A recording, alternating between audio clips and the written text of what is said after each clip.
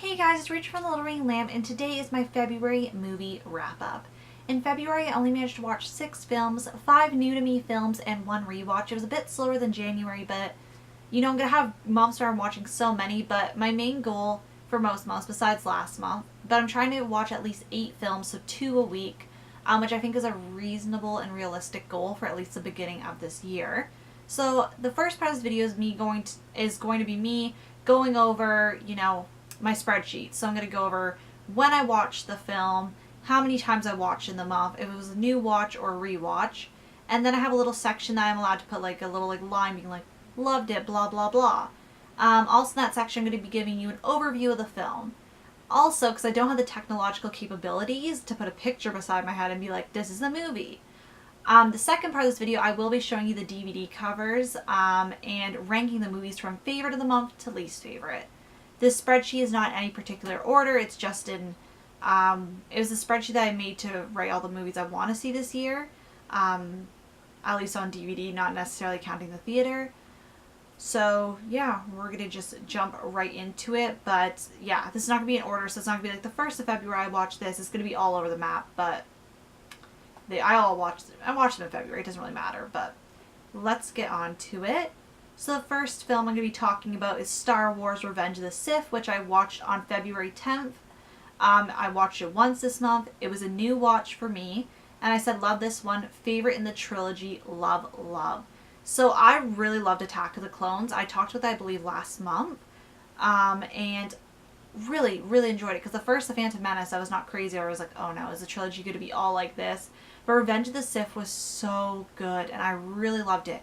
The action was on point. I really loved the adventure parts, the kind of love story parts, even the relationships between all the characters. I felt like I'd watched, the second movie really got me really invested in the characters and their lives, but the third one really solidified those feelings. And I'm not really going to get into the plot of that just because it is the third movie in a prequel trilogy to Star Wars. So I'm not going to get into that plot, unfortunately. Then I watched The Force Awakens on February 19th. I watched it once in February. It was a new watch for me, obviously. And I said, really good, loved, although it's lost its campiness a bit. So with that film, once again, I'm not going to get into description, but I'm just going to say a mini kind of review. That film, I thought, I really love The Force Awakens. I love the new characters they brought in. I don't really have that many complaints. I just thought that I think it's maybe something with Disney picking up Lucasfilm's properties that I feel like the first 3 and the prequel trilogy definitely have this campiness vibe to it, which I feel like it's kind of lost being with Disney being so mainstream. I feel like it's not as campy anymore, but it has those little campy moments, but I feel like it just has a bit of a different vibe, and that might just be what it was missing. But I didn't it's not like I didn't enjoy it, because I really did enjoy it. I really love seeing the older characters and mixed with the newer characters and the new droids, BB-8, so cute. I know that's, you're not really supposed to be like, droids are so cute, but BB-8's cute. And I'm just going to say it. Now, just to give you guys a Star Wars update, if you're wondering where I am, I'm going to be finishing Rogue One tomorrow, and then I'm just waiting for the DVD release of The Last Jedi, so, yeah, The Last Jedi. I keep, wanting to say the wrong title for that one.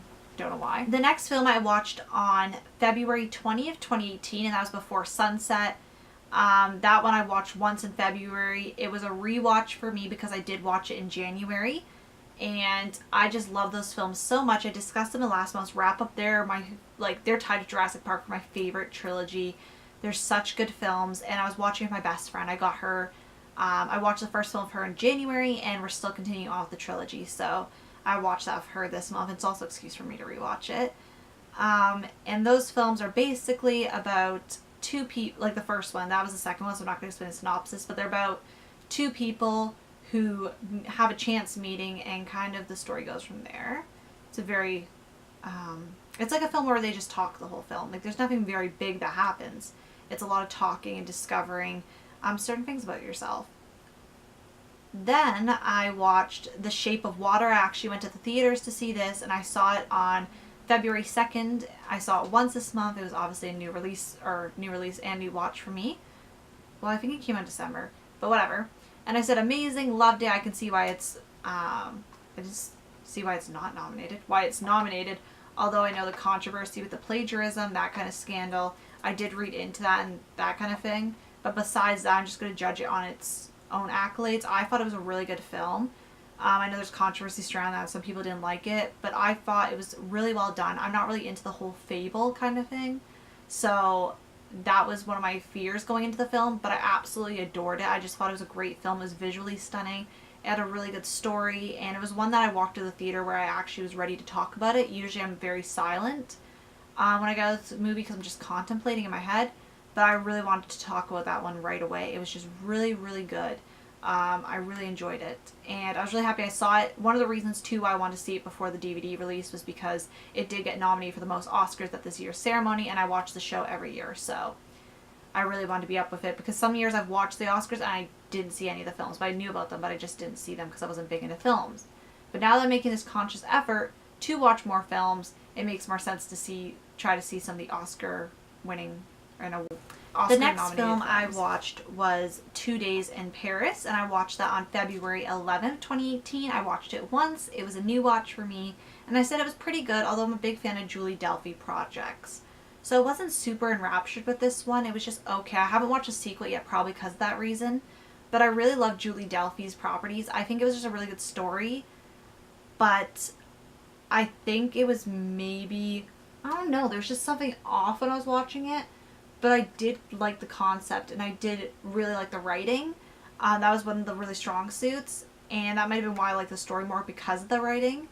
But I'm a big fan of like Julie Delpy ever since the Before trilogy, so I want to watch, like, especially in movies like this movie, she not only did the sound mixing, but she directed it, she starred in it, she wrote it, like, she did so much for this project. So especially if you're a fan of hers, I would definitely check it out. And then the last film I watched in the month of February was The Giant Mechanical Man. And I watched this on February 22nd. I watched it once. It was a new watch. And I said, loved it. So good. A lovely contemporary film. And great chemistry between the actor and actress. Just so good. There's some really good side characters. This is one I picked up at the dollar store. I didn't know anything about it. But basically it's about this one girl who kind of is struggling to find her place in life. And that kind of stems from her job. And then there's a guy who... he, for a living, dresses up as a mechanical man and stands on the street corner and, like, does, like, you know, posing, like, as this living statue. And it kind of is about how they kind of find each other and kind of help each other through this weird transition in their life where he wants to do this, but everybody criticizes him and thinks he should just move on with his life, but he has so much passion for it. So it was a really, really good film. I really enjoyed it, and it led me to another one of my favorites, because I've been watching a lot of films, and then I'll check out the actors' IMDb's, and then I'll go from there. So that's kind of how I've been finding these films I never really knew about before then. Besides The Giant Mechanical Man, because I literally saw it at the store and it was like $1, and I was like, I'm going to try that. Looks so. Now we're on to part two. Besides rankings, because I didn't rank, you know, my rewatch, I watched a second film, the Before trilogy. This is not the real cover, but it's Before Sunset. Really enjoyed that. So now we're going to get on to my rankings, and we're going to go from least favorite to most favorite. So least favorite I'd have to say is 2 Days in Paris. I hope there's no glare on this. But 2 Days in Paris was definitely my least favorite because it was one that I was just like okay about.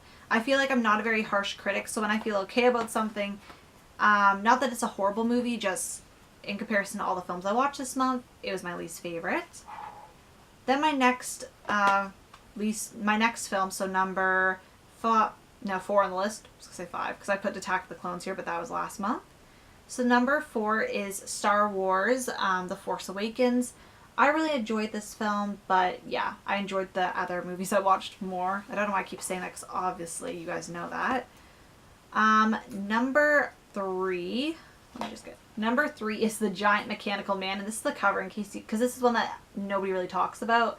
So in case you haven't seen it, it's Chris Messina, who's in the Mindy Project, and I know Jenna Fisher, I think her name is. I don't know if I'm pronouncing it correctly, but she was in The Office, I know, so recognizable faces, and such a good film. If you can pick it up, and Topher Grace is in it, and I haven't really seen many things he's in. I've seen I Want to Win a Date with Tad Hamilton, and I know he was in the 70s show, but his character is hilarious. He's a motivational author, and he's just hilarious, because he's like really good, apparently like really good at conversation, but he's not. And number 2 is Star Wars Revenge of the Sith, which is the third and final movie in the prequel trilogy. And Loved it. So good.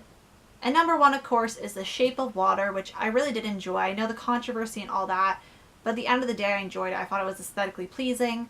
And I just liked the writing. I loved that the use of, well, not the use of, but I really loved that there was like sign language throughout the film, and we got to see actually a mute character on screen, because not only because of the representation, but I thought they did just such a seamless job of having somebody, like, because for example, the audience, like, not everybody would know sign language, so I think they did a seamless job where it wasn't like foreign films sometimes when you're reading the subtitles and you get in that drug. It was done in such a way that it was like seamless, like it just fit in so well, and that like sounds really weird and like very like, oh, but you haven't seen these films, but I just meant in the case of when you're sometimes reading subtitles, it can bring you out of the film because there was subtitles, but it's done so seamlessly. So that's kind of where I'm getting at.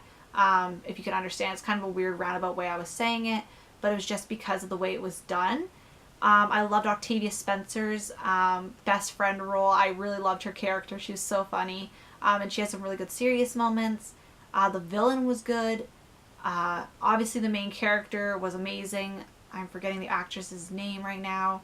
Sally Hawkins, I think. Yeah. But she was really good. Just everybody was so good. And I love the color palette and the whole myth. Like, there's so many things to think about that film because I saw like a review on it, and there's a different perspective about the ending that you can think about that I never even thought about, and I just really enjoyed all of it. So those are the films I watched in February after that really exhausting fast ramble. We've finally reached the end. But yeah, I want to thank you guys so much for watching. If you have any movie recommendations, definitely leave them in the comments down below. I'm always looking for some new ones to check out. And I'll see you guys later. Bye.